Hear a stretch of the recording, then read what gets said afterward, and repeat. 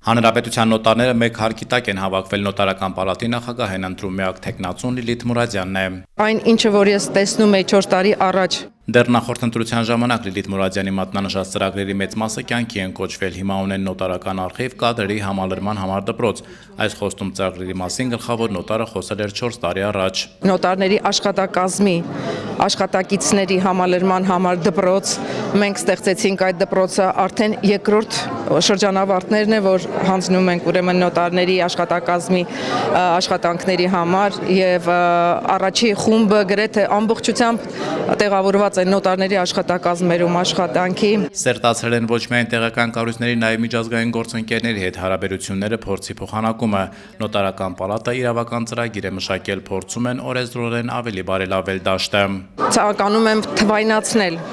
այն ամենը, ինչ ունենք, համակցել մի շարք պետական մարմինների եւ մասնավոր մարմինների էլեկտրոնային հարթակները մեր INIS էլեկտրոնային հարթակին, որը շատ անգամ ավելի կթեթևացնի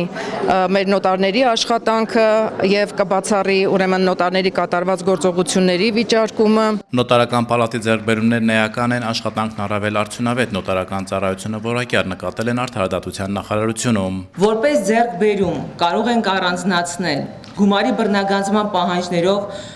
գործերի մի մասի հանձնումը նոտարների քննությանը,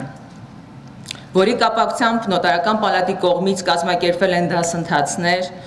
սույն գործերը իրականացնելիս նոտարներին օգնություն ցույց տալու համար։ Առաջանցիկ քայլերով ու ծրագրերով մարդկանց հասանելի ու պարզ ընթացակարգով են շարունակելու աշխատել, վստահեցնում է Լիլիթ Մուրադյանը։ Իմ ծրագիրը, այսպես ասած, ինքը կոչված է եւ նոտարների աշխատանքը թեթևացնելու եւ քաղաքացիներին օգտակար լինելու համար, այդ իսկ պատճառով ես կարող եմ իմ ապագա ծրագիրը համարել եւ նոտարակենտրոն եւ քաղաքացիակենտրոն։ Նոտարները արտահերտ ընդհանուր ժողովում փակ գաղտնի քվեարկությամբ նոտարական պալատի նախագահի պաշտոնում վերընտրեցին պալատի գործող նախագահ Լիլիթ Մուրադյանին, պաշտոնավարման 4 տարի ժամկետով, ժողովականները նաև պալատի վարչության նոր կազմ ընտրեցին։ Արմեն Հովակիմյան, Բայրամ Ստեփանյան, Լրաբեր։